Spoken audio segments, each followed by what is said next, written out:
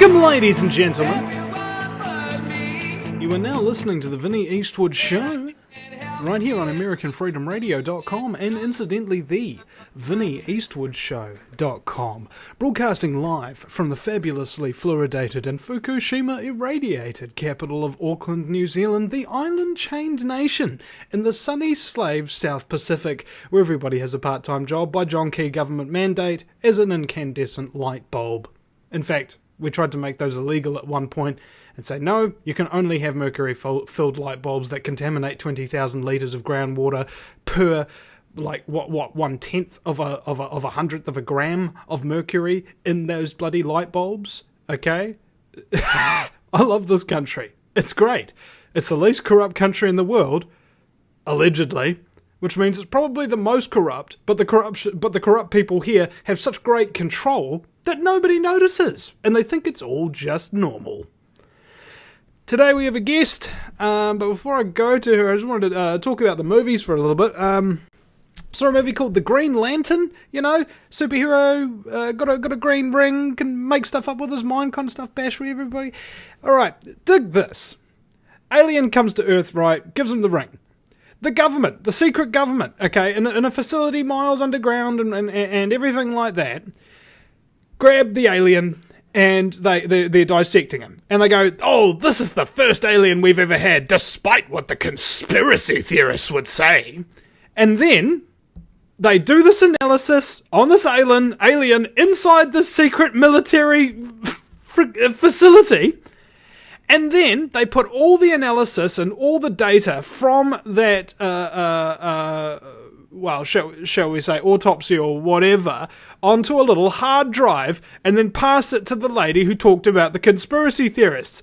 What's that hard drive got on it? You guessed it, a giant Illuminati all-seeing eye, just like on the back of the $1 bill.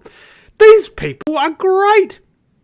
The conspiracy is so overarching that they own all the, as far as I'm concerned, this is my conclusion, they own every single major movie studio, and every single major movie that comes out is loaded with Illuminati symbolism. It's all over the place. It's unavoidable. No, seriously, if you know what you're looking for, if you're looking for all-seeing eyes, pentagrams, black and white Masonic floors, and Jachin and Boaz, if you know what any of those things are, you will see at least one of them in every single TV show you see, and every single movie you see. And I'm not joking, okay? The last months I've seen something like maybe 30 movies or something. I've been going through a lot of movies. Every single one of them, without fail, from a whole range of different movie studios, all loaded with Illuminati symbolism. And people call me a conspiracy theorist because I actually notice what's there. Okay? I walked down the street one time and I noticed cars. Somebody called me a conspiracy theorist. Cars don't exist. They're not there. Okay? This is the insanity, ladies and gentlemen. I just wanted to kind of point that out. Switching gears! My very special guest, Erin, has arrived. Erin, welcome to the program. Hello. Tell us a little bit about who you are and what it is you do. Okay, I'm Erin Young, and I am a naturopath, and a holistic nutritionist, and a medical herbalist, and a writer. So I wear quite a few different hats depending on what I'm doing at the time. Or preparing in the kitchen at the time. Yeah, exactly. So are you also a vegan chef by chance? I'm not a vegan chef as such, but I do prepare a lot of vegan food. Mm-hmm. I'm not vegan, but I will eat a lot of vegan food. Right. As I'm sure that a lot of meat eaters will eat a lot of, vegetarian food and so on. So. Well, I've seen a lot of meat eaters eat nothing either but meat or pastry or carbohydrates or anything like that, and it seems vegetables and fruit are almost the taboo part of the modern diet. They really are. It's quite scary when you kind of when you go around the supermarket and sort of just, I don't know if I'm the only one who does this, but have a little sticky beak in someone else's trolley, and it's a lot of the time it's absolutely mind blowing what people are putting into their bodies and not really thinking about it. I saw this dude He had his two young kids, and they looked really sick. Okay, snot coming out of the nose and what have you. They looked like they were obviously on a government benefit or something of that nature. Here's what they had. I'll see if I can remember all the items. There's a big pack of 2-minute noodles, okay, and a big pack of donuts. Not cream filled. I think they had the real sugary icing and the speckled flakes on them and that kind of stuff. And processed sausages, white bleached flour bread, and a couple of bottles of pasteurized, homogenized, inorganic milk, and a couple of bottles of level 6 biotoxin Coca-Cola. And I was just like, that's their week shopping, it looked like to me. It's just astounding, isn't it? How far we've come from eating real food, and how some people, you sort of talk to them about, eating vegetables or eating fruit or how much they'd eat in a week. And a lot of the time they'll just sort of look at you like you've got 3 heads or something, like, you mean I should be eating this every day? You mean taking care of my health and my own body is something I have to actually take responsibility for? I'm not supposed to just, expect the government to pay a doctor like once in a while when everything goes wrong to help me out by giving me toxic crap fed directly into the bloodstream? I mean, come on, you must be nuts. It's scary, isn't it? And what really scares me, and this is something that I like to work on a lot in terms of kind of trying to get the word out about natural health and about how to kind of keep yourself healthy, is you don't have to do that. Just think about what it is that you're putting in your body. Think about what it is that you're doing, because your decisions now they're going to affect your health for decades to come. So say my weekly shot, which involves a lot of organic fruit and vegetables and nuts and seeds and all that kind of thing. Okay, it might be more expensive than that trolley full of white bread and, low-fat, homogenized milk and Coca-Cola or whatever else it is that, I don't know, people tend to buy. But I just see it as an investment, I saw a quote the other day. It said, if you think eating organic food is healthy, have you priced cancer lately? And I thought, yeah, that pretty much sums it up. Well, cancer is pretty expensive. How much does it cost for the average round of chemotherapy these days? Oh, I wouldn't have a clue. I think it's like it was somewhere around the region of $25,000. Yeah. Not including the doctor's commission, which is about $5,000 for each person that he successfully gets to take chemotherapy, which is paid directly into their bank accounts by the pharmaceutical companies that manufacture the chemo. And that's the same deal with a lot of the psychotropic medications as well. There's promotions, and it's not entirely dissimilar from sales. When I was doing sales and stuff like that, they give you promotions for these new products and stuff like that. Go out there and sell it. You will give you extra money and all that kind of stuff. It's the same thing in the medical industry, except it's not called a bribe. It's scary, isn't it? And just how many people are on these drugs now. It blows my mind every day, and you just think how much of this is preventable and how much of this, can you stop just by changing your diet now, before you get sick. And I don't for a moment believe that all doctors are necessarily bad, or that the ones dishing out the chemo are necessarily, inherently nasty people. They're wanting what's best for their patients. But again, they've just been indoctrinated in a model that's not sustainable and that's not actually providing health. It's the ambulance at the bottom of the cliff kind of deal. Yeah, that's called being indoctrinated. Yeah, absolutely. Brainwashed from the word go. Now, so you can't blame a brainwashed person for doing stuff that their brainwashing programs them to do, can you? No more than you can blame a dog who's trained to attack for attacking. No, exactly. And a lot of people tend to get very, a lot of naturopaths, especially in people in the kind of natural health industry, tend to get quite almost virulently anti the mainstream medical establishment. But I really don't see that as being something that's helpful, particularly if we're wanting to get more people to be listening to what we're talking about and to,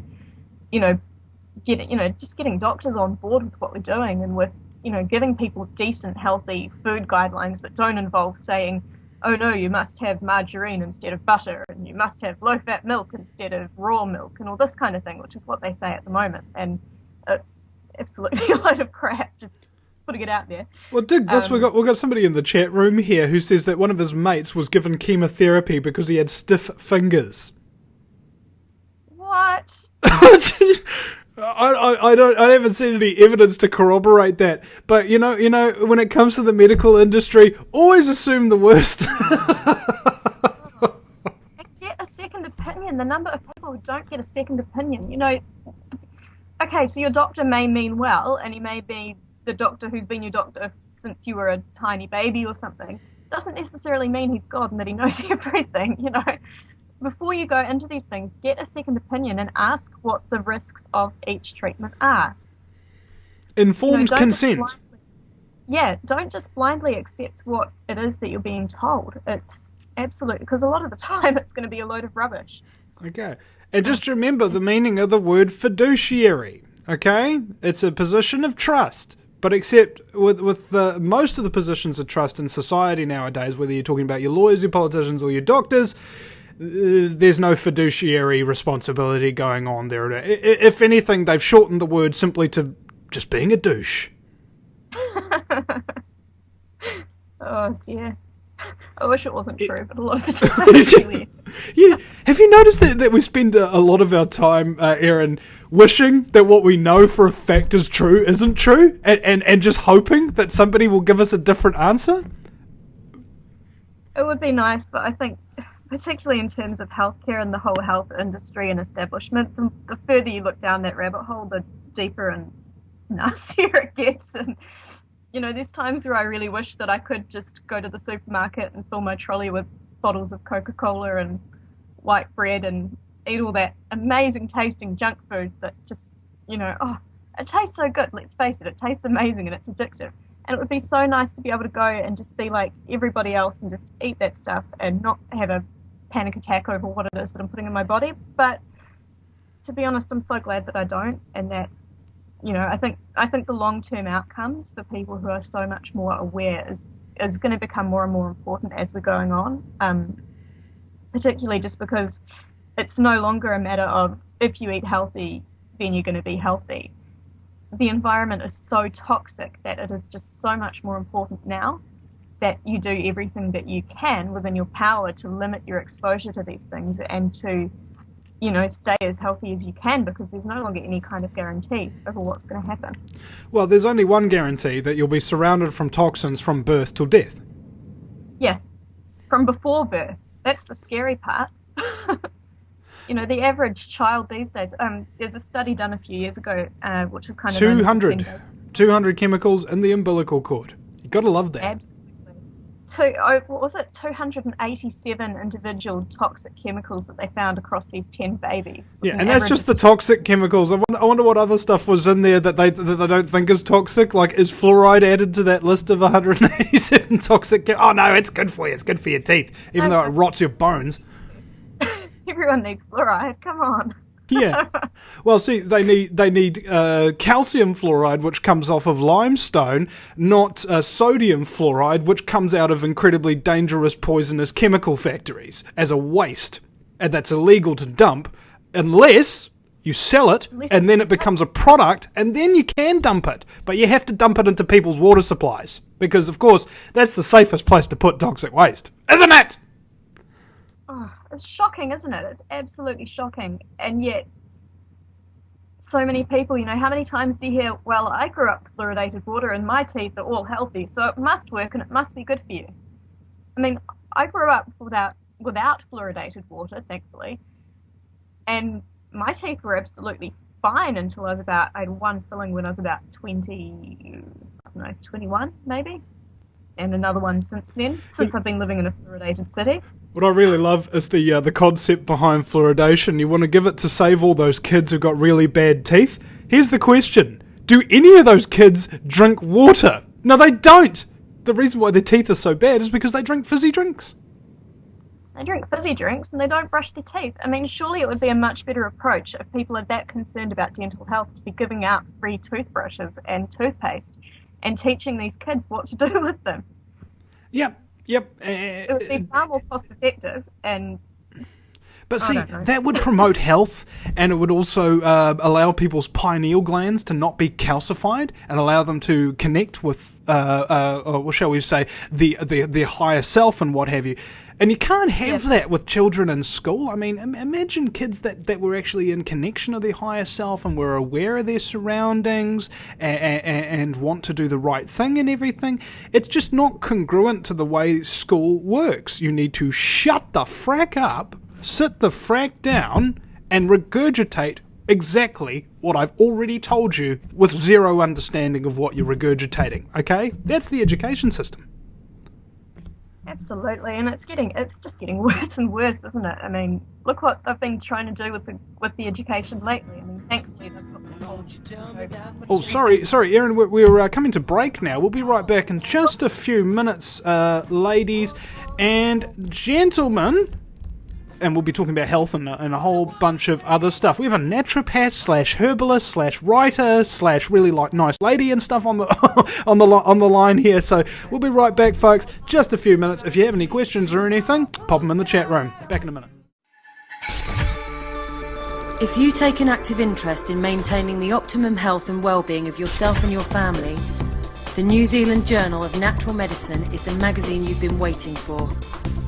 Having taken Australia and New Zealand by storm, the New Zealand Journal of Natural Medicine is now available in the UK and Europe. Visit www.nznaturalmed.co.uk or call 01626 337 531 to order your copy now.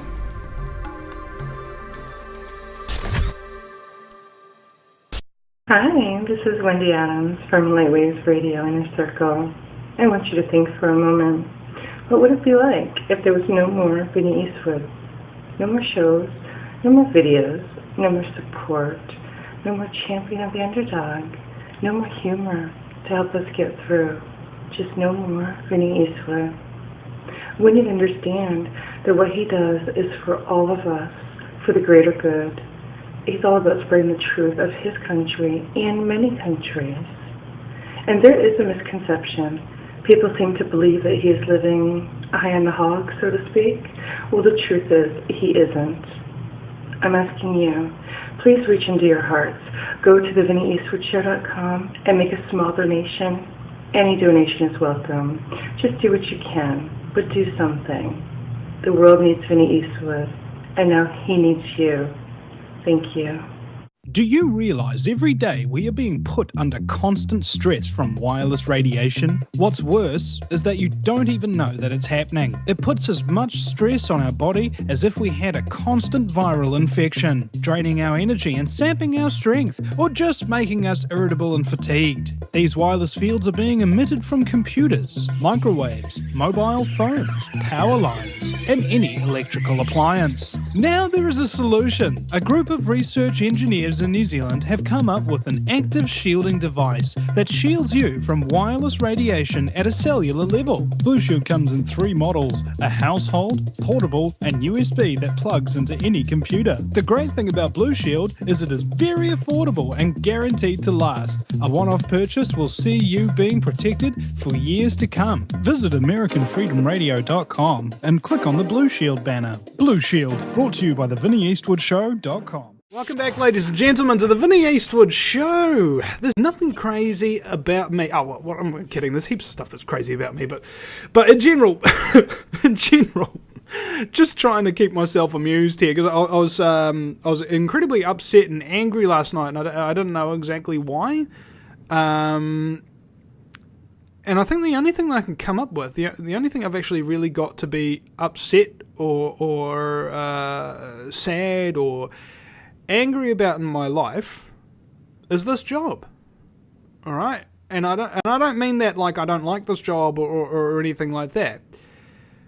It's the fact that I have to keep talking about all this really horrible stuff and make it funny for other people.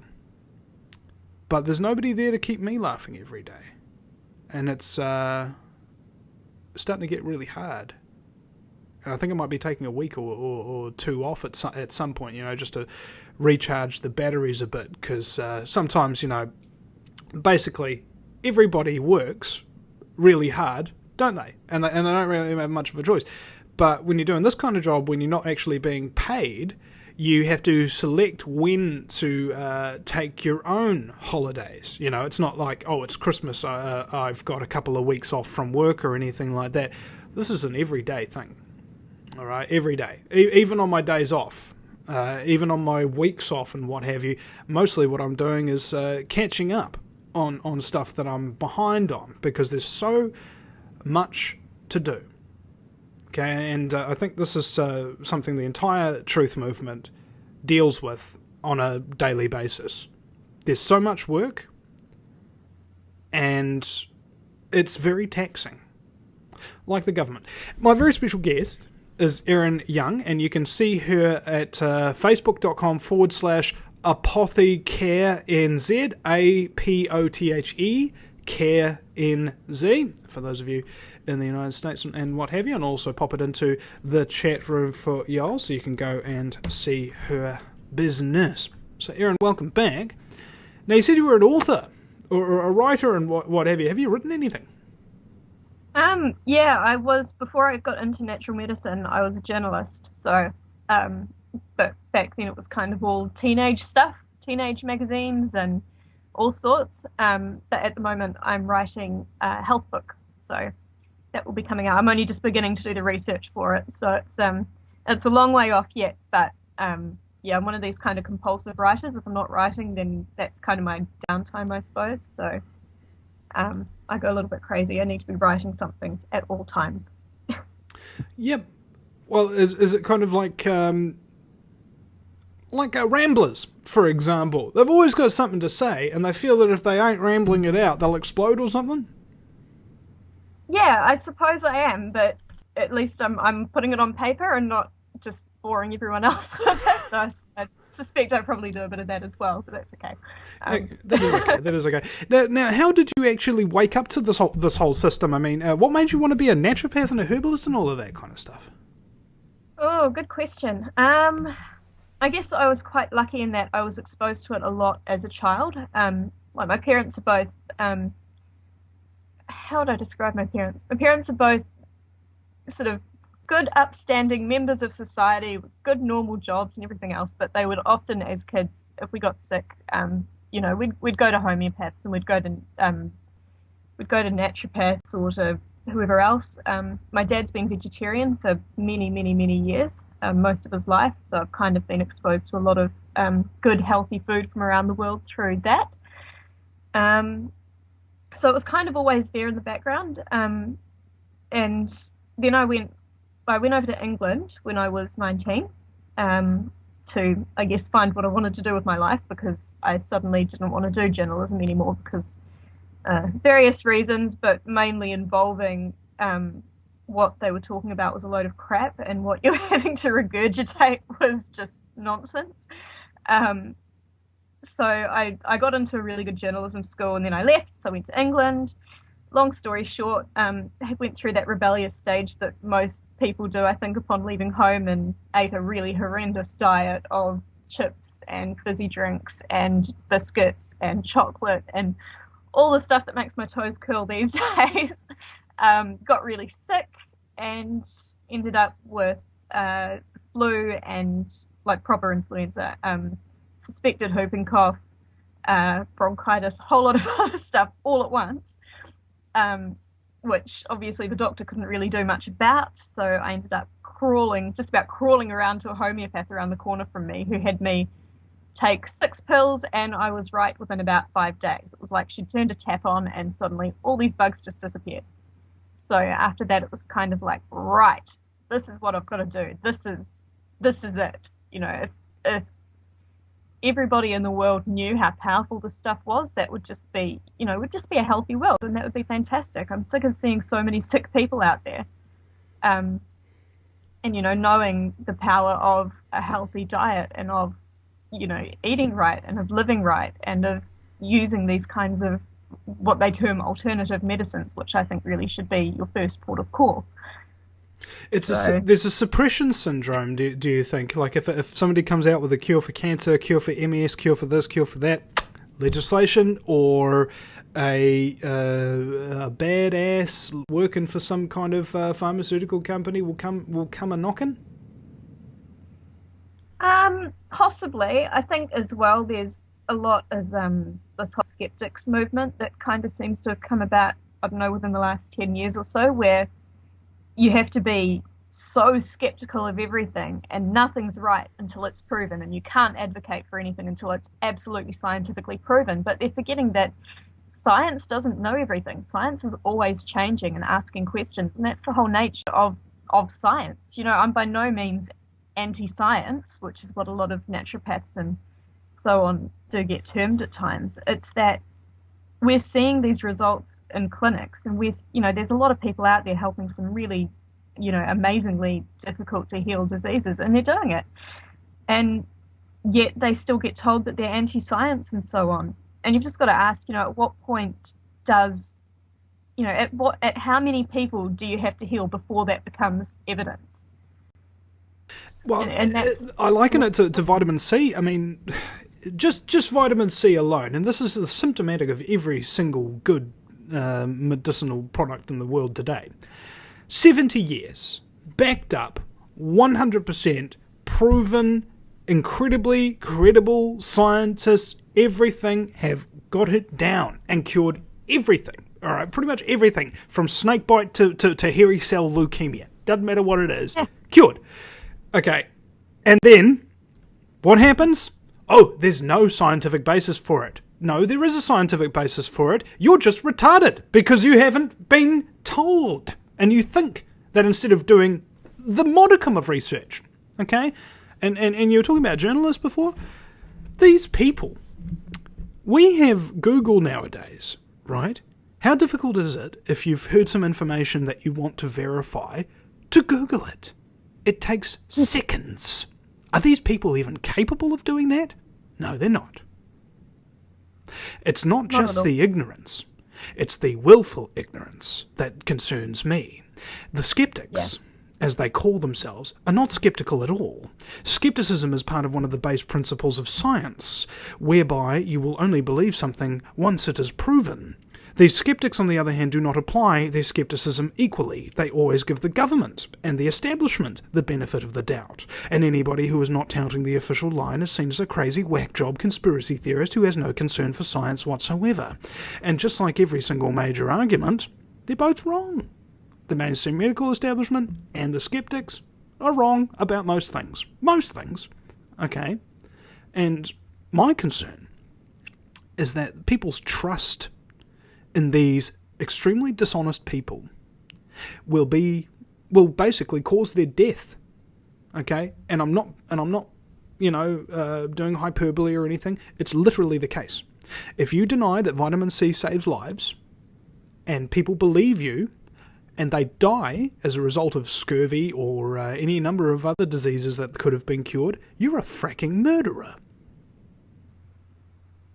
absolutely. It's really scary just how little understanding there is of such basic things like vitamin C. Most kids in this country, most people in this country have scurvy.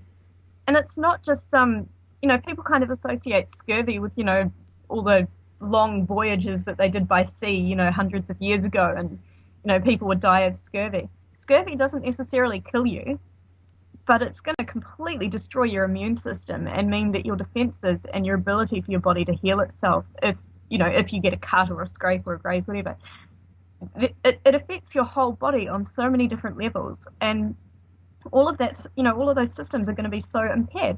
Scurvy is absolutely rife, and rickets is the other one. Rickets is making such a comeback.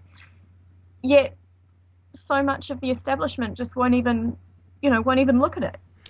And what is the government trying to do to curb this terrible scurvy epidemic? Oh, that's right, they're passing food bill legislation, so vitamin C supplements are now 1/10 the strength and twice as expensive.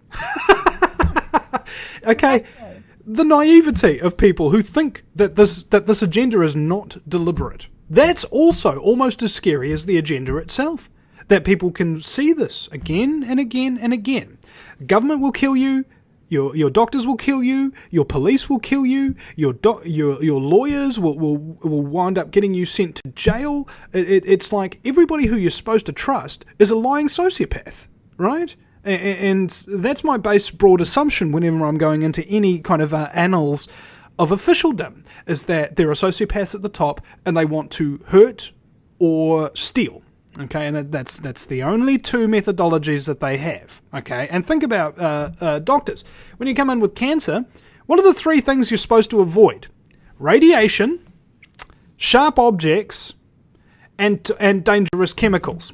Okay, what are the three things that they recommend highly for somebody who's incredibly sick with cancer?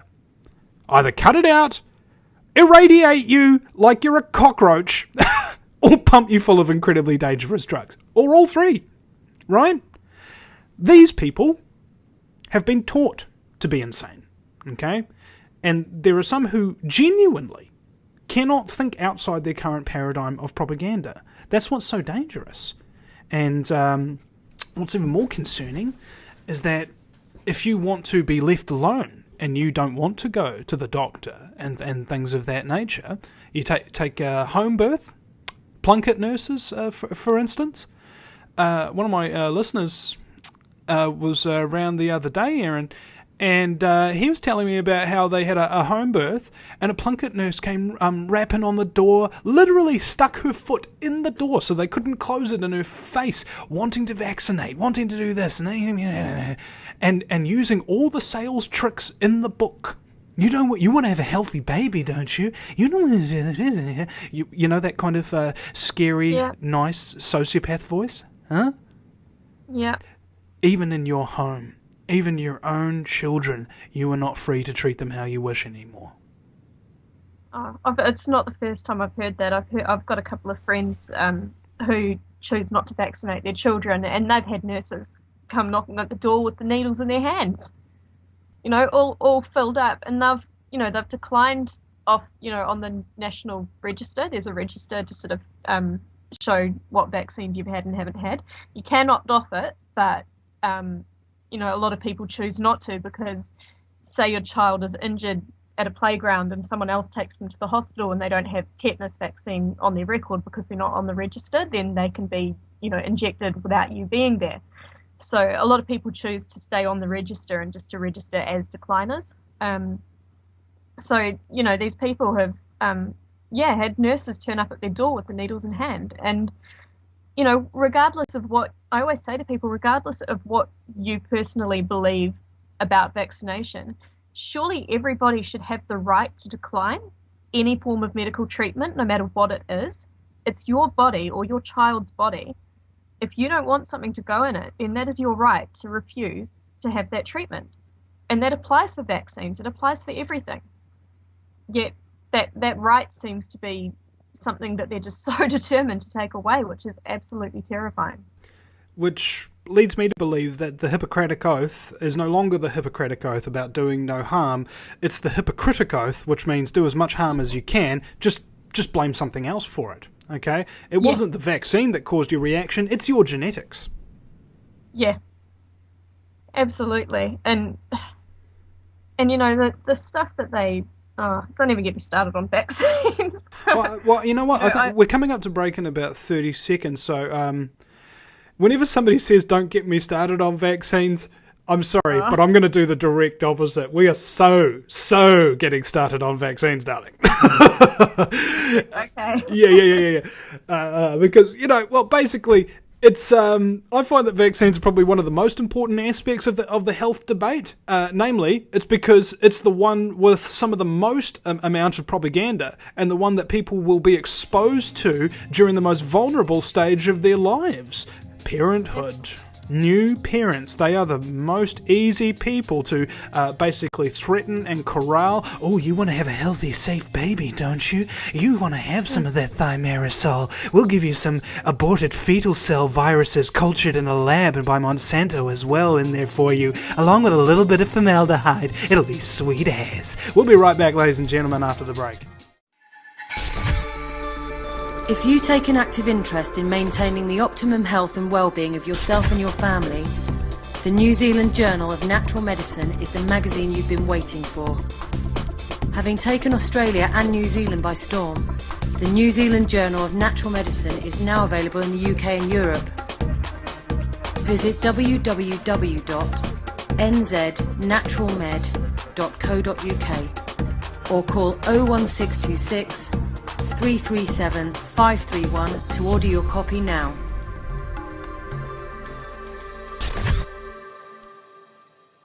Hi, this is Wendy Adams from Lightwaves Radio Inner Circle. I want you to think for a moment. What would it be like if there was no more Vinny Eastwood? No more shows, no more videos, no more support, no more champion of the underdog, no more humor to help us get through. Just no more Vinny Eastwood. We need to understand that what he does is for all of us, for the greater good. He's all about spreading the truth of his country and many countries. And there is a misconception. People seem to believe that he is living high on the hog, so to speak. Well, the truth is, he isn't.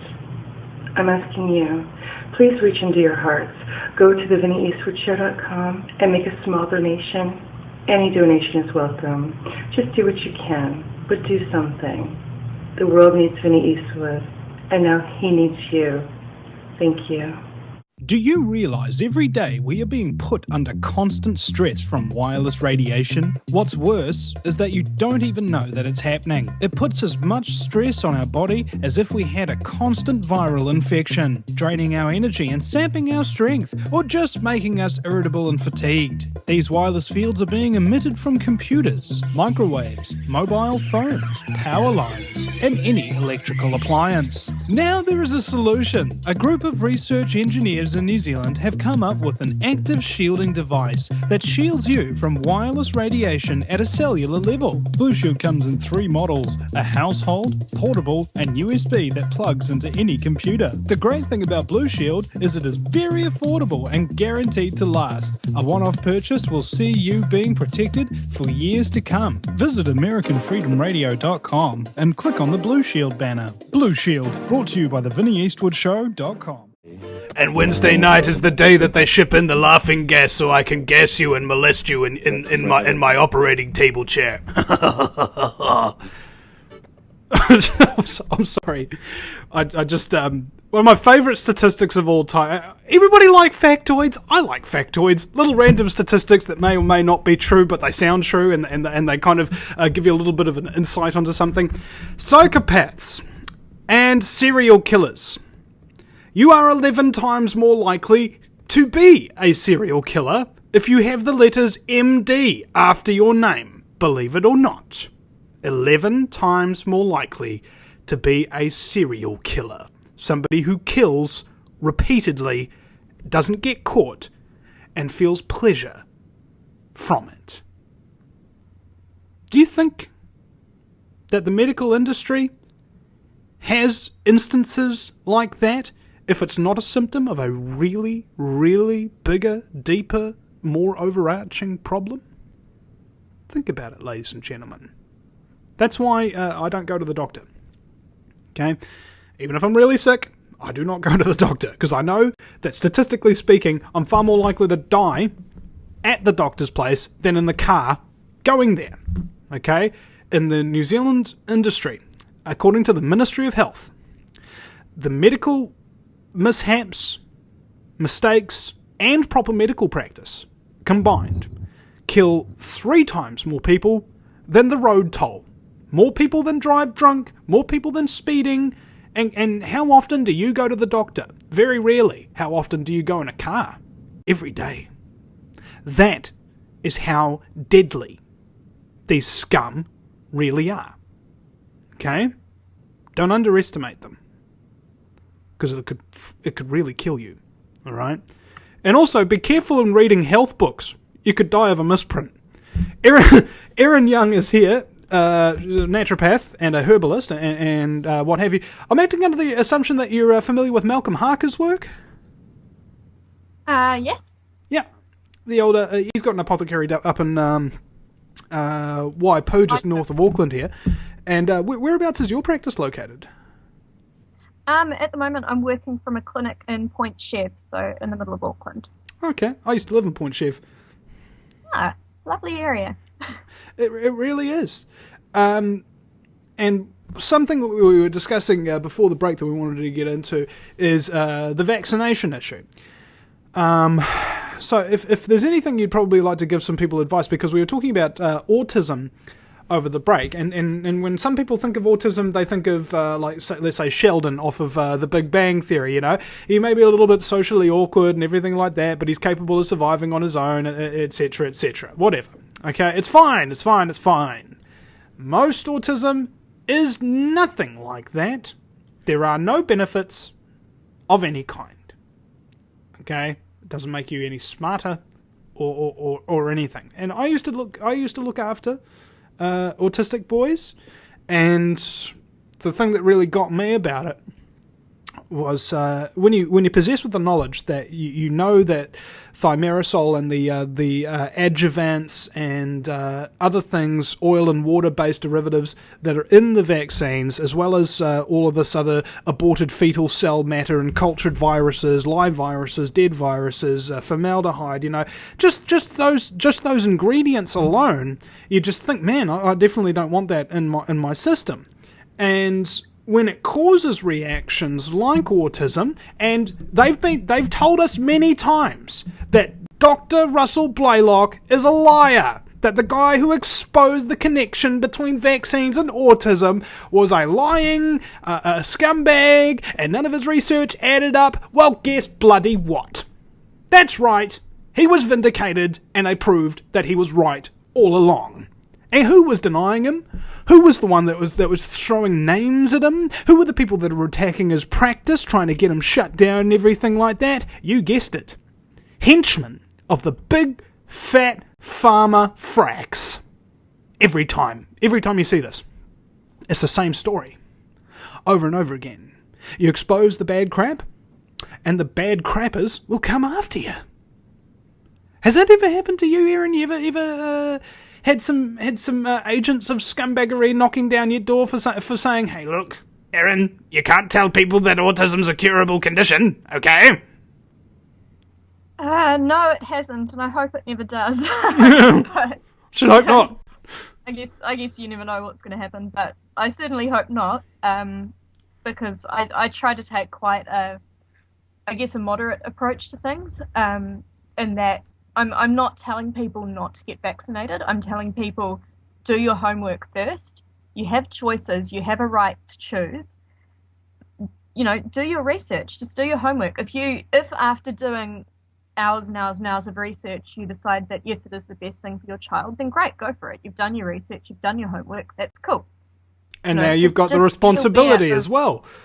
Yeah, just be aware of the consequences of all actions. And this applies to everything. It doesn't just apply to vaccination. It applies to any other form of medication you might take. It applies to seeing naturopaths and to seeing herbalists and to taking the advice of anybody else on the planet with any subject. Do your homework. Don't believe anything that anybody says.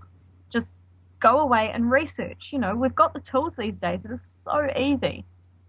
You've got Google. There's mountains of books in the libraries. There's if people even use libraries these days. There's just so much information. Just get out there and do your research and make the decision that is best for you. Don't just take people's word for anything, because that's where you're going to get into trouble. Yeah. And have you noticed that's really the crux of the issue in society today, really, isn't it? Is people don't know what they're talking about. Yeah. Yeah, absolutely. No, it's like nobody knows what they're talking about. It's just like I hear people talking about right-wing and left-wing politics. Neither of them have a clue what right-wing is or left-wing is. They don't know what the main tenets of communism is. They don't know what libertarian is or anything like that. And yet they go around acting like they know it all. Okay? And have you noticed just how arrogant stupid people who think they know it all can be? And what's worse is those people wind up getting promoted and being the heads of major corporations that make the decisions for everybody else. It's scary, isn't it? It's all scary. just how little people research. And I mean, when I'm talking about going and doing your research, I'm not necessarily just talking about, say, on the vaccine issue, just reading what the government has to say about it, the Ministry of Health website or IMAC or whoever else. You know, get out there and read the other side and see what it is that people are saying. Open up the medical journals. You know, there's places like PubMed, there's Science Direct, there's all these different online databases that have so many medical journals in there, which, you know, go straight to the source. A lot of doctors, they've got to see how many patients a day. They have 15 minutes in which to see someone. And then on top of that, all of the paperwork and all of the other stuff that goes with it, a lot of them just don't have the time to go and read all these journals and to do the work that we, you know, the general public will kind of assume and expect that they've done. And that's not necessarily their fault. It's administrative stuff. It's all of these new regulations and everything else that are being put on every industry. You know, a GP has to know everything about every health disorder that's ever going to walk through their door. How can you possibly expect them to have done all the research that there is to know? Yeah, and particularly if out of 7 years of medical training, they only do 1 week on nutrition, if any, if a week at all. I'm told that they're starting to bring more nutrition in. I know at the Auckland Uni Med School, so that's promising. I haven't looked into it too much, but supposedly they're bringing more in, which is, you know, that's promising. There's hope. I'll count that as an allegation, okay? You know, what kind of nutrition are they being taught is the other question, because a lot of people, you know, there's a lot of nutritionists out there who talk about, you know, McDonald's being a part of the an integral part of the diet. Yeah, well, they'll talk about, you know, make sure that you know, for a healthy diet, have margarine, have low-fat, homogenized, processed, skimmed, trimmed, skinny, whatever it is, milk. So they say these things, and you just go, what on earth are you talking about? There is nothing healthy about these products. You know what, Erin? Yeah, they've corrupted the knowledge of every single bit of the medical sector, haven't they? Like, nutritionists are now... What's another word for nutritionist that just encourages you to eat really bad stuff and they're too stupid to know the difference?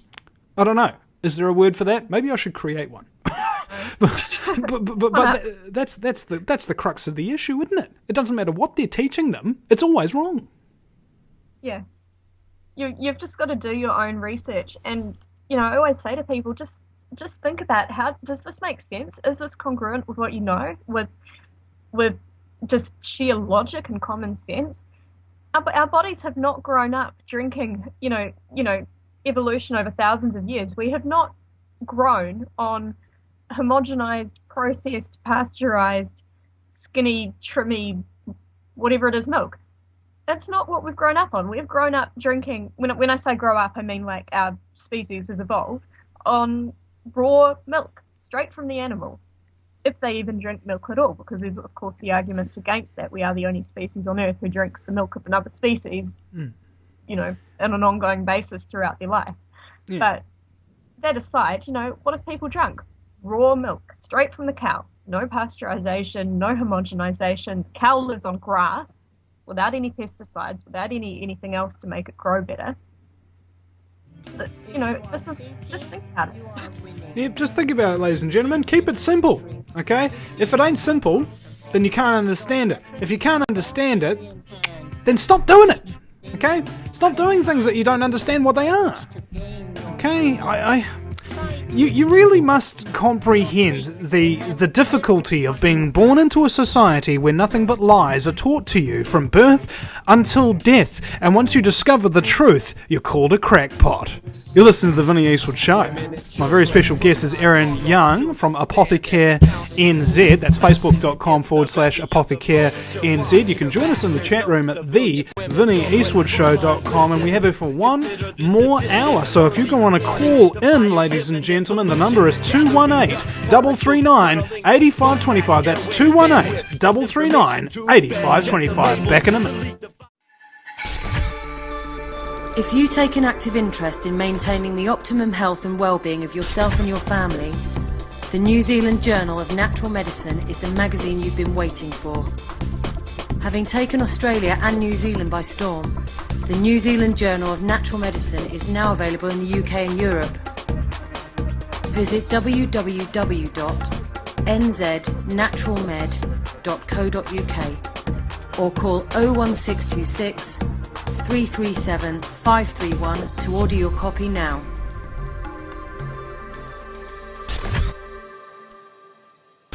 Hi, this is Wendy Adams from Lightwaves Radio Inner Circle. I want you to think for a moment. What would it be like if there was no more Vinny Eastwood? No more shows, no more videos, no more support, no more champion of the underdog, no more humor to help us get through. Just no more Vinny Eastwood. We need to understand that what he does is for all of us, for the greater good. He's all about spreading the truth of his country and many countries. And there is a misconception. People seem to believe that he is living high on the hog, so to speak. Well, the truth is, he isn't. I'm asking you, please reach into your hearts. Go to thevinnyeastwoodshow.com and make a small donation. Any donation is welcome. Just do what you can, but do something. The world needs Vinny Eastwood, and now he needs you. Thank you. Do you realise every day we are being put under constant stress from wireless radiation? What's worse is that you don't even know that it's happening. It puts as much stress on our body as if we had a constant viral infection, draining our energy and sapping our strength, or just making us irritable and fatigued. These wireless fields are being emitted from computers, microwaves, mobile phones, power lines, and any electrical appliance. Now there is a solution. A group of research engineers in New Zealand have come up with an active shielding device that shields you from wireless radiation at a cellular level. Blue Shield comes in 3 models, a household, portable, and USB that plugs into any computer. The great thing about Blue Shield is it is very affordable and guaranteed to last. A one-off purchase will see you being protected for years to come. Visit AmericanFreedomRadio.com and click on the Blue Shield banner. Blue Shield, brought to you by theVinnyEastwoodShow.com. Welcome back, ladies and gentlemen. It is now hour number 2 of the fastest 2 hours in talk radio. It's the Vinny Eastwood Show, broadcasting live on AmericanFreedomRadio.com from New Zealand. This country is deadly. Deadly and clean and green at the same time. Mostly because we drop 1080 pellets everywhere into the water supply and everybody gets endocrine disruptors as a result. But my very special guest, Erin Young from Apothecare NZ, is my guest. And you were just reading me out something from the vaccine schedule handbook that the Sinistry of Health puts out. I'd love it if you could read that statistic out to people again. I can't actually find it. It's in one of the many tabs that I have hanging off the side of my book. But basically it said that the one particular vaccine, I can't even remember which one it was. I'll find it in a minute. But you have a 0 to 95% chance of this particular adverse effect of this particular vaccine. 0 to 95%? That's either a really small rate of reaction or a really high rate of reaction. But I just read that sentence last night and just went, what on earth are they talking about? Yeah. You know what I should do? I should use that as an advertisement for the Vinny Eastwood Show. People are between... Oh, what was it? The Vinny Eastwood Show. Between 5 and 95% of people are satisfied with the information we put out. Yeah. It's good, Shiite Muslim. Okay, we've got a caller here who's been hanging on for 45 minutes. Must be one of the most dedicated listeners we've ever had. You're on the air, man. How are you? From Australia. Oh, good, mate. What's your first name and state? And which Aussie state are you calling from, mate? Melbourne. Melbourne. Yep. Is that Werner? Is it? Name's Reese. Reese. Sorry, mate. Welcome to the show. What can we do for you, mate? That's all right. Thank you. Just referring back to the start of the call as well, as I want to cover something after that as well. I just was watching a bit of Australian history and how they actually settled our country, supposedly, and a quite startling Illuminati reference come up. And it was involving them pretty much going out to kill a fair few of them because one of them, or a group of them, killed one of them, or something like that. Anyway, so the British troops go out to kill them, cut off 45 of their heads, boil their heads down, and send the skulls back to England. Whoa, that's rough, man. So can you I don't know. Just think of that as one of the major Illuminati references sort of ever, the way I just read that, and that was just so obvious. And also I wanted to ask something about if you and Erin knew about Dr. Sebi and alkalinity diet and all that sort of stuff. Alkaline diet, well, as far as I know, the simplest way to make sure that your body is alkaline is a teaspoon of baking soda in your glasses of water. You just mix it up there, and essentially what it does is it promotes oxygenation of the blood and a high alkaline level. And what viruses need. The only way a virus can actually grow inside your body is if you have a pH, I think lower than 6, I think, is the natural pH of the body. If it's any lower than that, then you're susceptible to infection. If you use things like baking soda, which is like $2 for like a kilo or something like that, it's an incredibly cheap way to keep your health in order. Also a very good diuretic if you need to go to the bathroom right now, for example. And so that's basically the one there. If you want to be kept safe from viruses, pretty much of any kind, including cancer. There's also a alleged cancer cure that you can use baking soda with if you get some real maple syrup. Okay, it doesn't have to be from Canada or whatever. I think that's the only place you can get maple syrup. But what happens is cancer viruses love sugar. They really love it. And that's why a lot of people who have incredibly sugary diets, ironically enough, start getting cancer. Other than the fact that they've been injected with vaccines that are contaminated with cancer viruses, as has been admitted in the past. What happens is you melt the syrup with some baking soda in it in a saucepan. Heat it up just very, very gently, and then you have 3 tablespoons of that mixture per day. And after a couple of weeks, month or two or whatever, cancer's gone. The reason why it works is because the viruses don't like the baking soda, but they love the sugar. And when you're mixing it in with the saucepan, the baking soda mixes with the sugar, so that when the cancer viruses go to eat that sugar, they're actually eating the baking soda and kill themselves. Brilliant stuff. Okay, Dr. Sebi apparently has a cure for AIDS as well. And also there is another gentleman in Melbourne who's claimed himself as Jesus, and he's actually sent specific court paperwork into The Hague to notify them to, let go of the throne and all this sort of stuff. And it's actually quite interesting to look at. His name is, Brian Golightly Marshall. And he's quite full on. So he's claiming to be Jesus, and numerology and all this sort of thing is trying to prove that.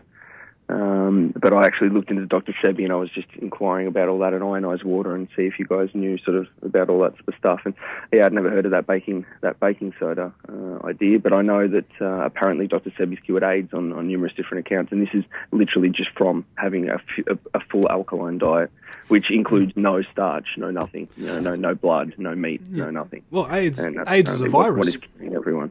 AIDS is a virus, isn't it? And this, yeah. See, alkaline diet kills viruses. Boom. Doesn't matter what it is. Yep.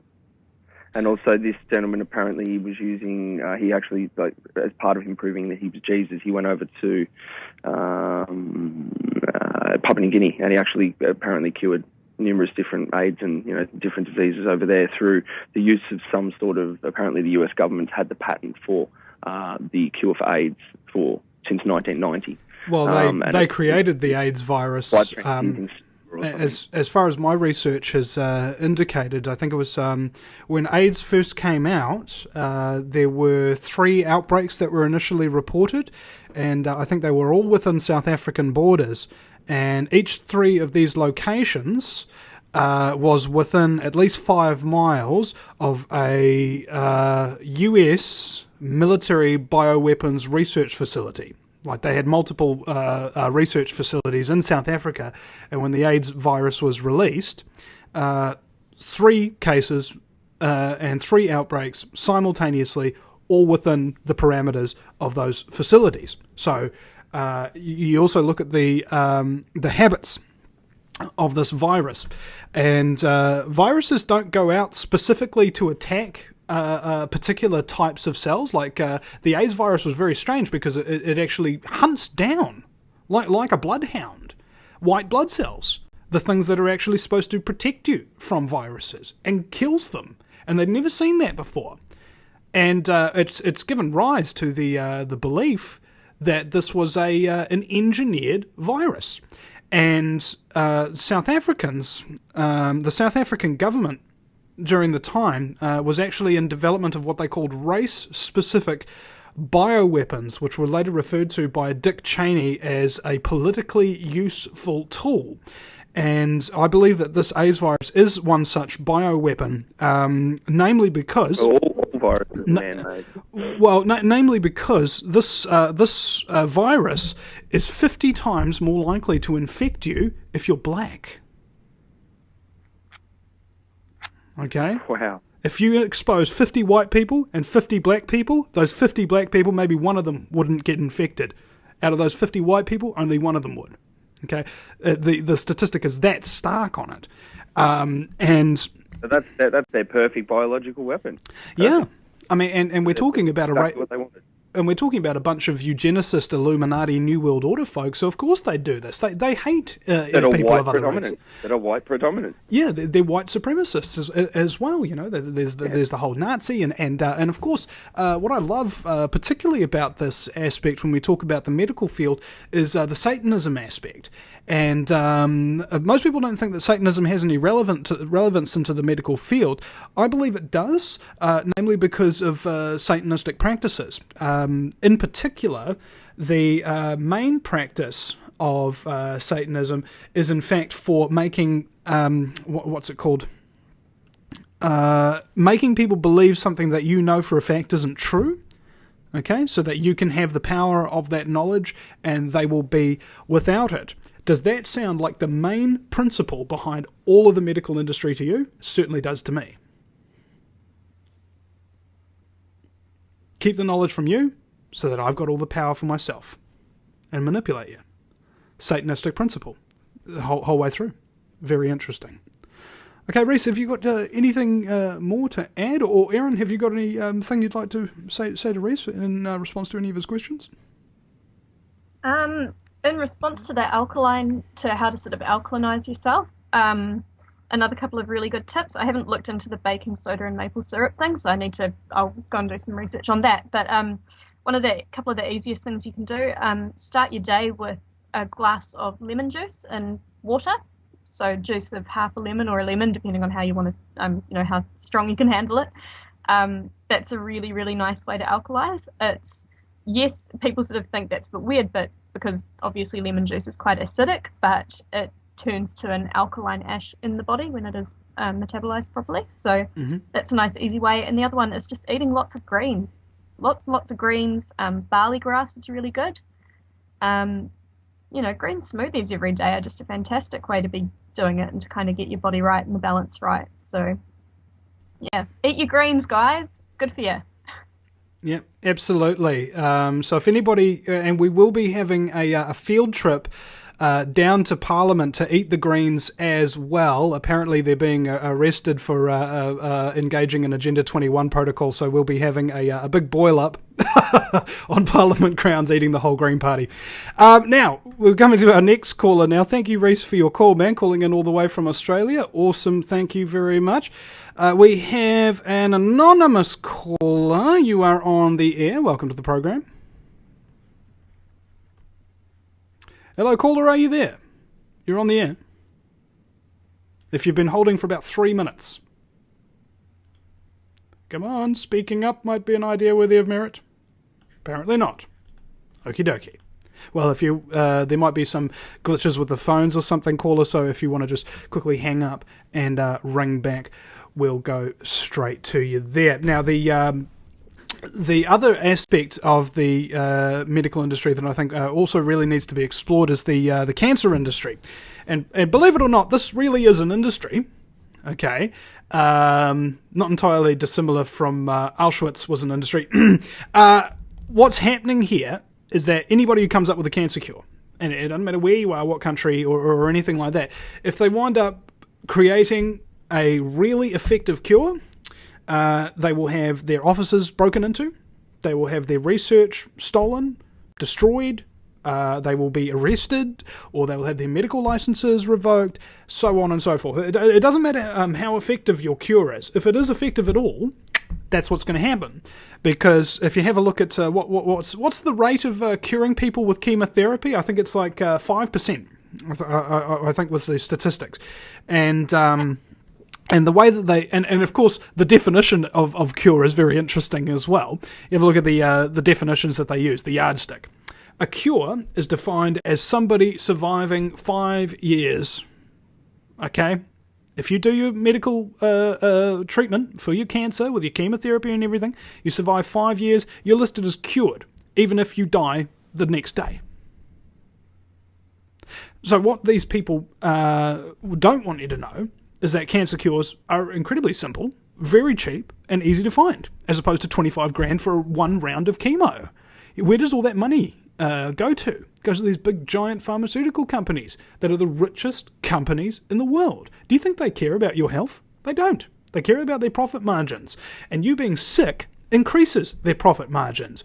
Ergo, don't you think that they do everything they can to keep you sick and make sure that nothing cures you so that you continue to be their customer? It's just simple. It's business. And they're very good at it. You take Rick Simpson, for instance, phoenixtears.ca, did a documentary, it was done pretty quickly and pretty cheaply, but it was a good documentary nonetheless, called Run From the Cure. He grew 1,000 cannabis plants in his backyard, turned them into high-potency tetrahydrocannabinol oil, it's THC, and he had cancer, skin cancer, on his nose. Okay, and he put a little bit of that cannabis oil on it, put a plaster over it, and kept doing it, just reapplying once a day, putting the plaster back over. In about 3 weeks, that skin cancer dropped off. Okay, like the body actually pushed that cancer out of his nose, and it just plopped off. It came off with the plaster one day, and he was like, "Whoa, cannabis cures cancer." So he goes to other people and starts telling them about this, and they're like, that can't be true, it can't be true. And he'd been through all the rigmarole of all the doctors and that sort of stuff. They couldn't cure him. They said he was going to die. So instead of dying, he cured himself. And then he found out that he wasn't the only one who was being told to just die.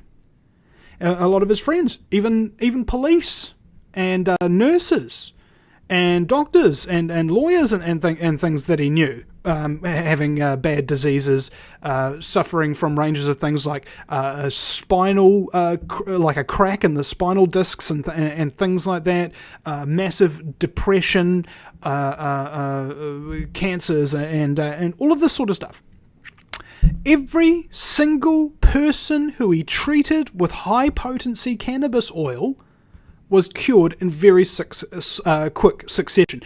Even inoperable radiotherapy-only lung cancer. Done in 3 months. The guy's sweet, okay? And it was just taking a small drop of cannabis oil under the tongue 3 times a day. Interesting, don't you think? And when he went to the Canadian Cancer Society, they said to him, and this is a quote, "We're not interested in finding the cure for cancer." They have an industry as well.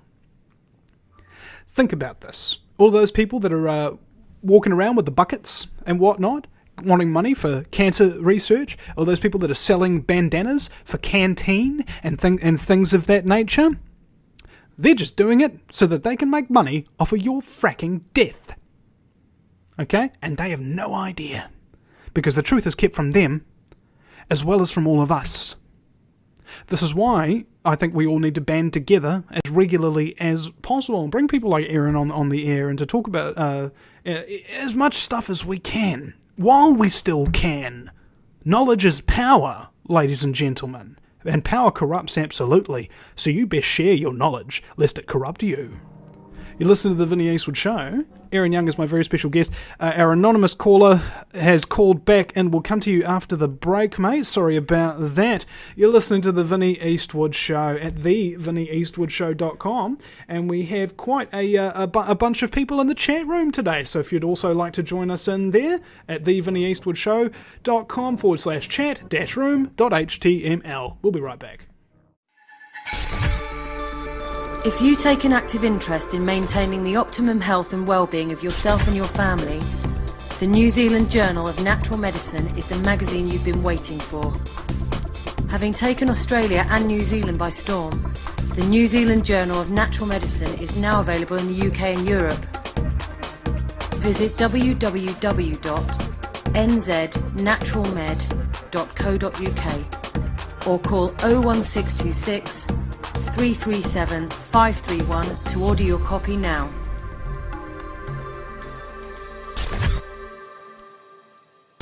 Hi, this is Wendy Adams from Lightwaves Radio Inner Circle.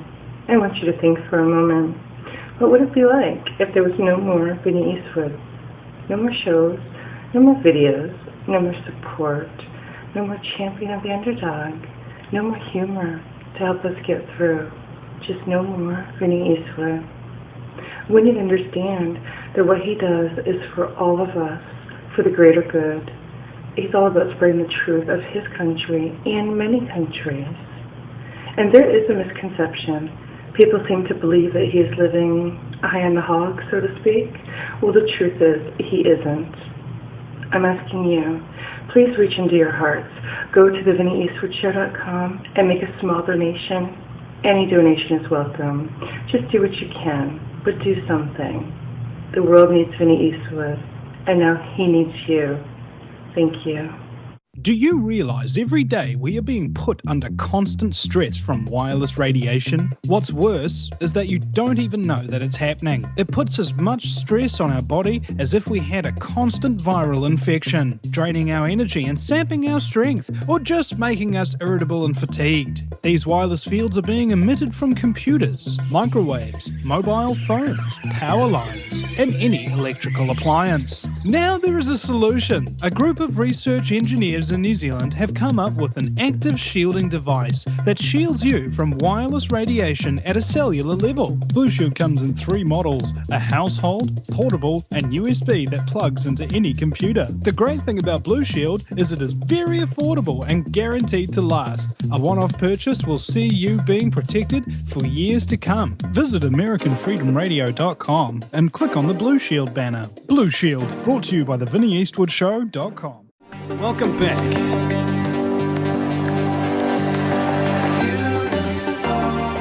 You're listening to the Vinny Eastwood Show on AmericanFreedomRadio.com. And incidentally, the VinnyEastwoodShow.com, broadcasting live from New Zealand. And this is the only show in New Zealand that talks about the truth 5 days a week and engages people of an international scope. This is the only show in this whole country of 4 million people that New Zealanders can look to get real information that is based on facts and evidence, as well as have a fun time while you're listening in. And I thank you very much, because the listeners to this audience are the salt of the earth. Everyone that I've ever talked to has been intelligent, kind, curious, and thoughtful at the same time, as well as, in some cases, being very generous. Okay? Those are the types of people that listen to this show, and the other aspect is they all have a sense of humour, and they don't take themselves or life too frackin' seriously. And that's just the kind of audience and just the kind of friends I want for my life and everything else. The best part about this show is that you can talk about whatever you want, without being judged at all. So we're going to go to that anonymous caller now, who was kind enough to call. Am I still back. here? Yeah. Gotcha. Hello, Vinny? Yeah, mate. You there, Vinny? Oh, yeah. You there? Yep. Oh, awesome, Vinny. How's it going this morning? I'm somewhat fabulous. Always fabulous, Vinny. Always fabulous. Occasionally borderlining on fabulous. And I gather Erin's there as well. Hello. Hello. Oh, you seem to have dropped off, caller, again. There must be something wrong with your... Oh, wait, there you go. I've got you back. Can you say something again? Good morning. Yeah, it's cutting off a wee bit there.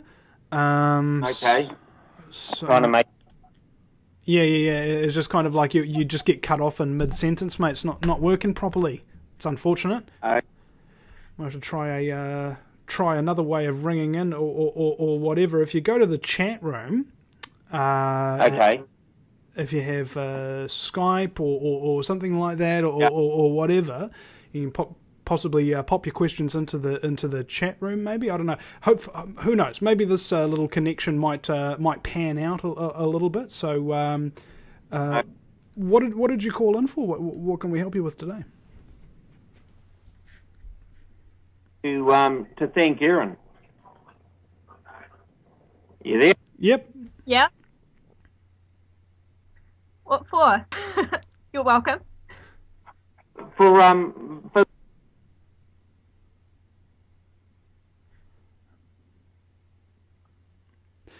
You just kind of dropped out there a little bit for what? Sorry.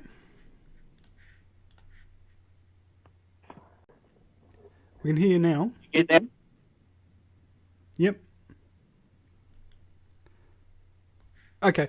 Well, maybe you should probably just jump on the computer there, go to the chat room at the VinnyEastwoodShow.com, and if you want to thank Erin, just pop the message in there, and I'll read it out on air to you, because this is a pretty bad line that we've got here. So, ladies and gentlemen, if you want to call in, the number is 218-339-8525. That's 218-339-8525. That's the number to ring in. We've got another segment or two with the lovely Erin Young from Apothecare NZ on Facebook.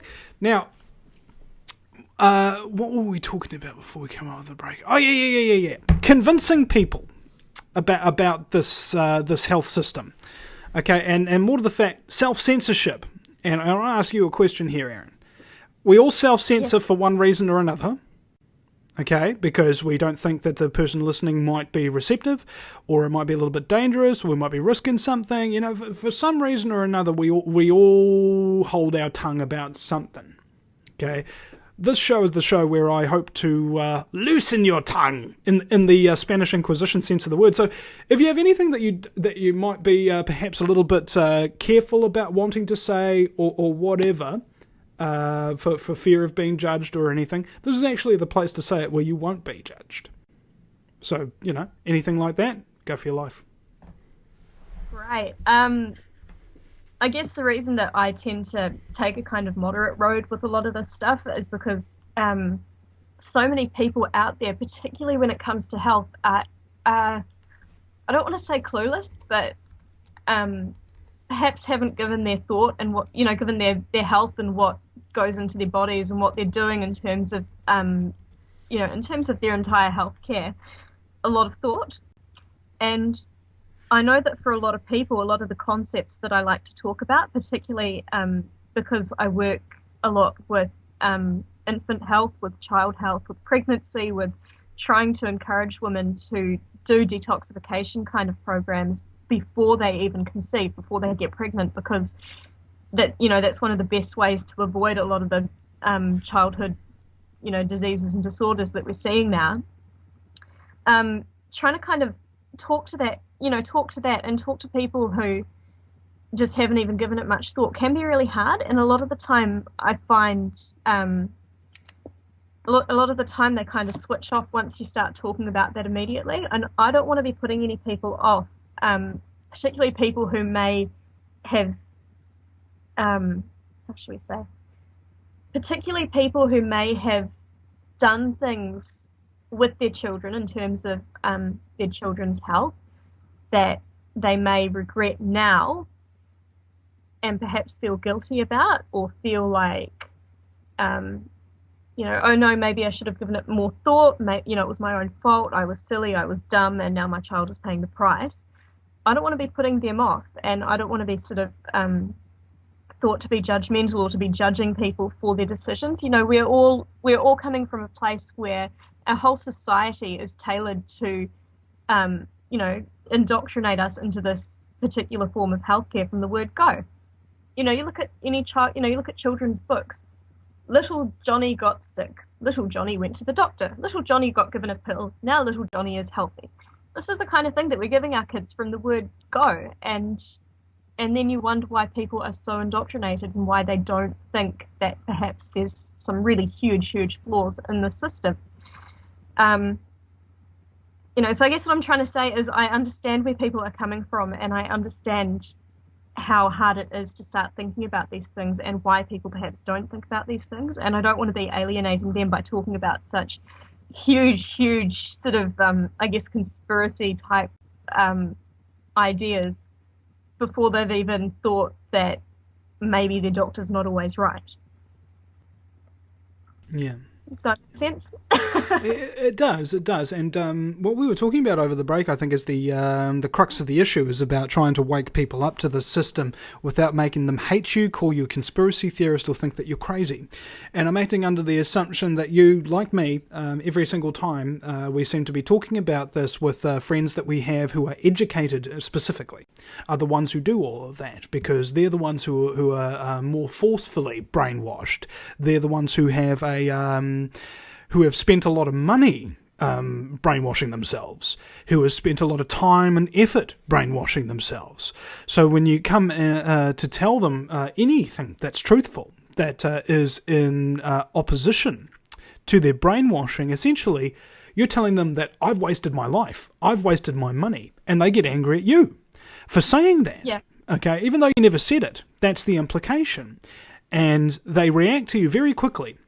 Okay, and that's an emotional response. It's not an intellectual response. If somebody gets angry at you because of something you've said, calls you a name, and it's within seconds of you saying it, anything like that, they're not in their right mind. They're not thinking about what you've said to them. Their brain is simply reacting in a defensive mechanism called cognitive dissonance. When the brain has a idea, a shaped worldview, and that worldview is challenged, the brain reacts to the thing that is challenging that worldview as a threat, like an intellectual version of a virus. And the part of the brain that is forcing that reactionary response is not the hypothalamus or any other part of your brain other than the reptilian base part of your brain down here, which controls your fight or flight mechanism. Incidentally, this is the same part of the brain that is overactive in psychopaths. We have an anonymous caller. You might have called back in. I think we can hear you now. How about that, Vinny? That's nice. How about that, Vinny? Good? Oh, yeah. All right. My name's John. I'm from Auckland in New... Oh, John, it's cutting out again. Yeah, it's back and forth a little bit. So, John, if you have, are you calling us from a cell phone or something like that? Skype, trying to use... Okay. The Skype ones aren't usually a very good one. So, if you want to be able to ring in, just let me see. If you want to email me your Skype name, we'll actually bring you in through the board, okay? And that usually solves the connection problem. So if you want to email me, it's gorillamrnews@gmail.com. We can go to the VinnyEastwoodShow.com and click on the contact form. Are you able to do that, John? Hopefully that might work. So it's Gorilla Mr. News. Anybody can email me anything you want. You can email me with suggestions or your Skype names or any stuff like that. I'll get to them when I can. But GUERILLAMR news@gmail.com is my email address there. Okay, so hopefully we'll have him sending me that one in, and we'll be able to bring John in over the break. that'll work. Hopefully, I don't know. I always try to make an effort here, because if somebody's calling in from Auckland into the studio in Texas, that's a bit of an effort, and I should probably make a bit of an effort too. Don't you think, ladies and gentlemen? Isn't that fair? Have you noticed how a lot of the times when you call in to talk radio, and I've done this a number of times, you feel that you know more about the radio show host than they do about you, because you've been listening to them for a while and they've never talked to you, never listened to you. And you find out that the vast majority of the time, the radio show hosts don't actually care about you either. They're not interested. They don't want to ask questions or clarifications. And what I find is most important is to do the direct opposite. The direct opposite. Okay, you actually have to be curious about other individuals, other people. And I'm not sure what my reasoning is for this. It just makes me feel better, because I get to know people rather than just them knowing me. And I think it's more reciprocal and beneficial for any kind of relationship when there is a familiarity. Do you understand? And this is something that George Norrie taught me. If you want to listen to that interview, it's a bloomin' good one. It's at the featured interviews page at the VinnyEastwoodShow.com, and that's what he told me. If you want to maintain a grace as a radio show host, then you have to talk to the people all the time. Otherwise you lose touch, because you're at 30,000 feet the whole time, and suddenly you're unfamiliar, right? That is the immutable truth. And if you find a radio show host who ain't willing to listen to you or anything like that, stop listening to them, all right? Anybody who's trying to push you through this, that, and the other way, nah, they're not a good person, and so don't listen to them. Don't give them the time of day. All right, we've got another caller here, 804 area code, I think. What is your first name and state you're calling from, please? Are you there? Oh, seem to have a little bit of problems with the phones. Again, don't seem to be able to unmute you, so you might want to hang up and quickly ring back. The board seems to be a bit frozen there for a second. Sorry there, 804 area code.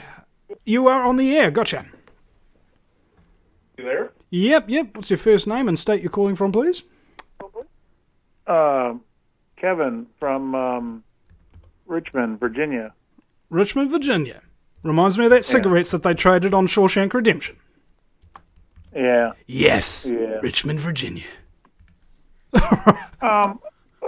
Just kind of wondering what you think about, you got this new world order and everything, right? Oh yeah.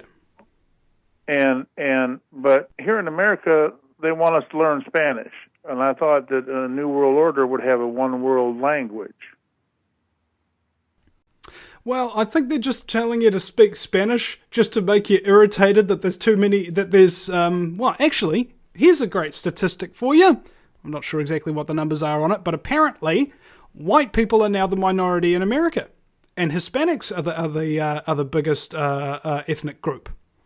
So, what they're trying to do, I think, is promote racial infighting, because there'll be a heck of a lot of English-speaking Americans who don't want to have to learn Spanish, who will, instead of learning Spanish, get angry at the Spanish immigrants, which the New World Order let in droves. They don't enforce the laws or anything like that. You can be driving around in a stolen car in Austin, Texas, if you're an illegal immigrant with no license or anything like that, and you get pulled over. Nothing happens to you.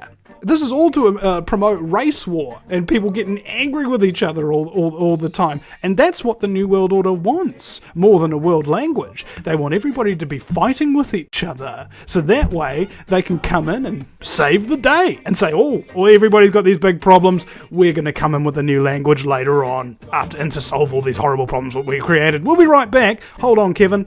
We'll come back to you in a sec. If you take an active interest in maintaining the optimum health and well-being of yourself and your family, the New Zealand Journal of Natural Medicine is the magazine you've been waiting for. Having taken Australia and New Zealand by storm, the New Zealand Journal of Natural Medicine is now available in the UK and Europe. Visit www.nznaturalmed.co.uk or call 01626 337 531 to order your copy now.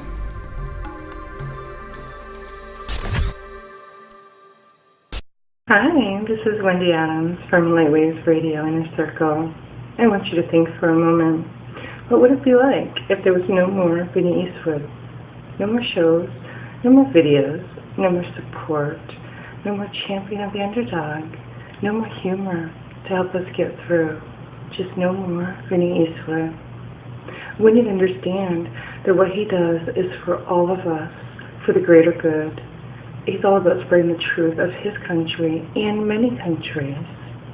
And there is a misconception. People seem to believe that he is living high on the hog, so to speak. Well, the truth is, he isn't. I'm asking you, please reach into your hearts. Go to theVinnyEastwoodShow.com and make a small donation. Any donation is welcome. Just do what you can, but do something. The world needs Vinny Eastwood, and now he needs you. Thank you. Do you realise every day we are being put under constant stress from wireless radiation? What's worse is that you don't even know that it's happening. It puts as much stress on our body as if we had a constant viral infection, draining our energy and sapping our strength, or just making us irritable and fatigued. These wireless fields are being emitted from computers, microwaves, mobile phones, power lines, and any electrical appliance. Now there is a solution. A group of research engineers in New Zealand have come up with an active shielding device that shields you from wireless radiation at a cellular level. Blue Shield comes in 3 models: a household, portable, and USB that plugs into any computer. The great thing about Blue Shield is it is very affordable and guaranteed to last. A one-off purchase will see you being protected for years to come. Visit AmericanFreedomRadio.com and click on the Blue Shield banner. Blue Shield, brought to you by theVinnyEastwoodShow.com. Welcome back. My reach is global now. and you know what? I wouldn't be able to reach anywhere near as many people if it wasn't for the people who already listen to me, who are sending out messages, posting on Facebook, and sharing the links and reading the articles and listening to the shows, and you know it's also interesting. I have people who bring around mates and stuff to their house while I'm live and just play the Vinny Eastwood show while they're there and kind of stuff, and just listen to it as a group. That's really cool. And we have our caller still on the line from Kevin from Richmond, Virginia, and we're also joined by John on the Skype. So Kevin, we'll go back to you first. So did I answer your question about the Spanish and the immigration, all that? Well, the point I'm trying to get at is and a lot of the talk hosts have a lot of good conspiracy theories, but when you look at the New World Order and you know, whether it be vaccines or 9/11, I mean, they can't even get the whole world to speak one language. How are they going to get a one world currency or a one world government? Well, actually, it's surprisingly easy. It's much easier to conquer people if they can't communicate to each other and tell each other that they're being conquered. Well, that's a good point. What happened? It all stopped. Mm-hmm. No. Okay, John, you there, mate? John, are you there? We got you on the Skype here, mate. You seem to be having troubles with that connection too. Oh yeah, he's dropped off. Oh well.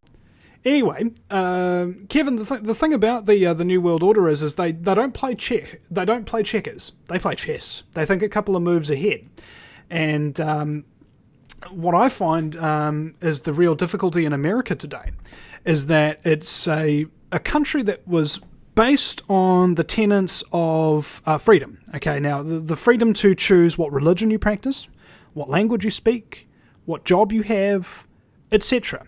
Now, everybody in the world wants that freedom, but not everybody in the world can live inside the United States, can they? And that whole freedom aspect of the Founding Fathers and everything is seen by the Illuminati and the New World Order as a great threat. And that's why they're making all this immigration happen, helping it along. In fact, what's it called? The Dream Bill by Barack Obama actually gives all illegal aliens a form of amnesty, all right? As in, they cannot break laws because they're not citizens, and they're all good, they're all happy, right? And this sort of thing is certainly the most dangerous element to the New World Order, is getting people infighting with each other. The reason why that's so dangerous is because when you're infighting with your neighbours, you can't protect yourself, okay? Because you've got to watch your back, and it's impossible to watch your back because you don't have eyes in the back of your head. I hear Vinny. Oh yeah, got you, John. Well, we want to. G'day, Vinny. Let's see if you want to say what you can before you drop off again. Can you hear? Oh no! It's the worst connection ever, John. It's just not going to happen today. I'll tell you what. Just type something into the Skype chat here, and I'll read it out for you. Eh? Yeah, because it's just like everything is like right in the middle of it. And then Vinny was, it's like what? Skype got your tongue? See, even your giggles are cutting out, mate. That's hilarious. I'm sorry, I'm just cracking up at this now. Okay, well, Erin, you know who John is, and you helped him out with a raw diet. So why don't you do an explanation then?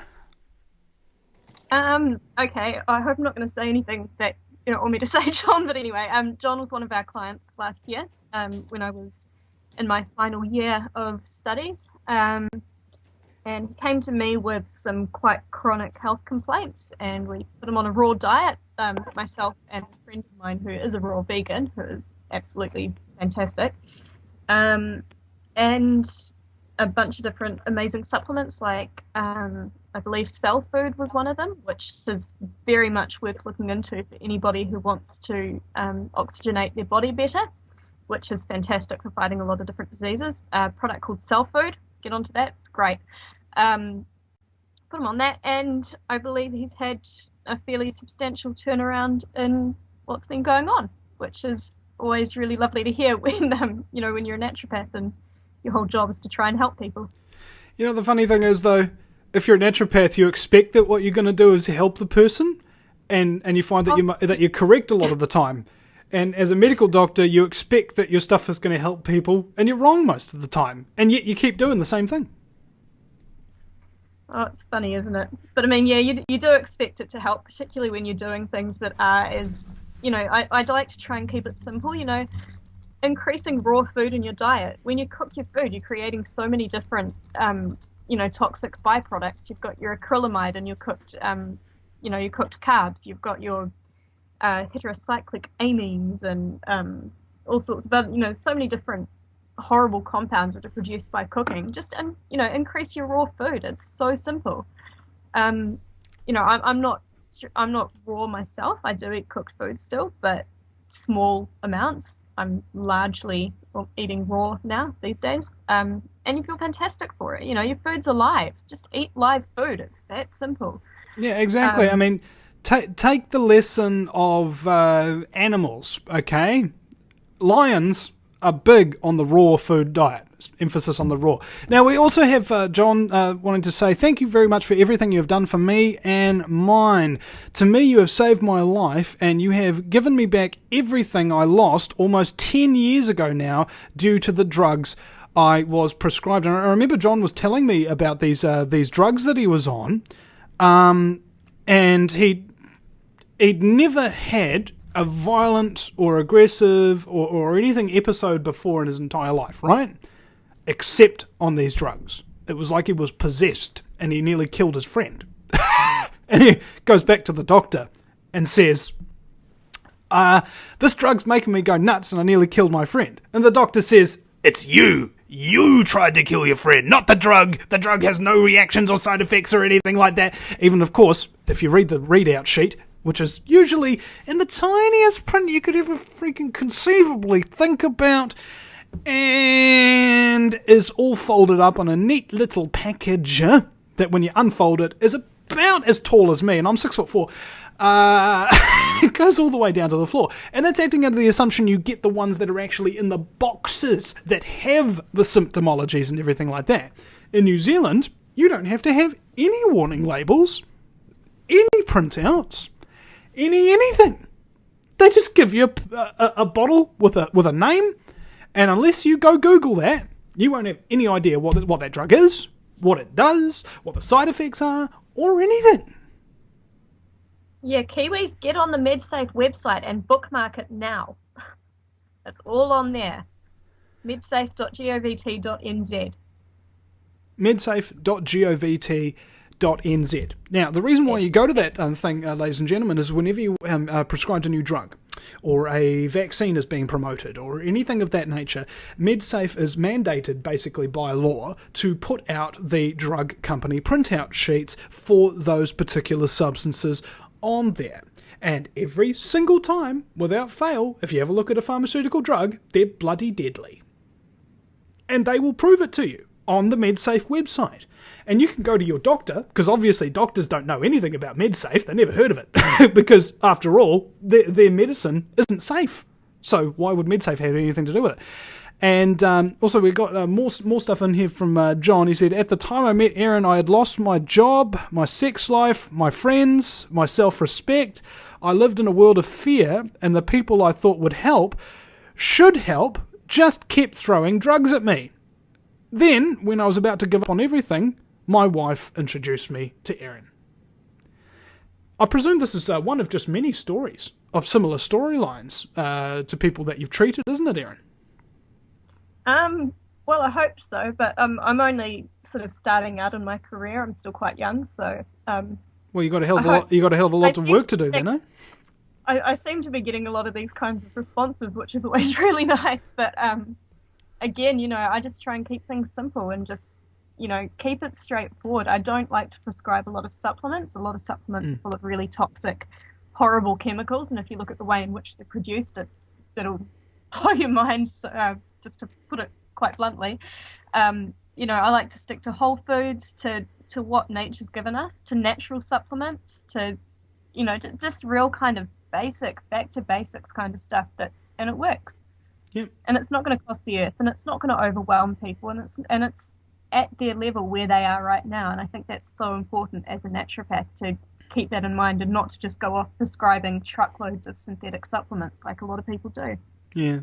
Okay, well, we've come to the end of the show today, Erin. Thank you very much for coming on. Do you have a phone number for your practice you'd like to give out? So if people want to contact you and perhaps come into your practice and have a meeting or a consultation with you, just give out the number on air. I would give the number, but my phone is unfortunately a bit dodgy at the moment. But if you email me on erinyoungnaturopath@gmail.com, then you'll be able to contact me. I check that every day. So that's Erin Young Naturopath. And she incidentally is called Erin, and she is young, and she is a naturopath. Funny how that works, hey? Funny that. All right, thank you very much, Erin. And I hope that we can generate a little bit of interest, and hopefully some people will come to see you and get healed. And I hope some others that have been listening in will start to do precisely what we've been telling you to do this entire interview. Do your own research. Don't trust the doctors, okay? Get that junk out of your system and allow the world to change, because junk information is as bad for your mind as junk food is for your body, and ignorance is a disease. Information is the cure. You're listening to The Vinny Eastwood Show. Thank you very much for doing so. You can check out the archives at thevinnyeastwoodshow.com, guerrillamedia.co.nz, and AmericanFreedomRadio.com. And we'll see you again, ladies and gentlemen. Thank you very much.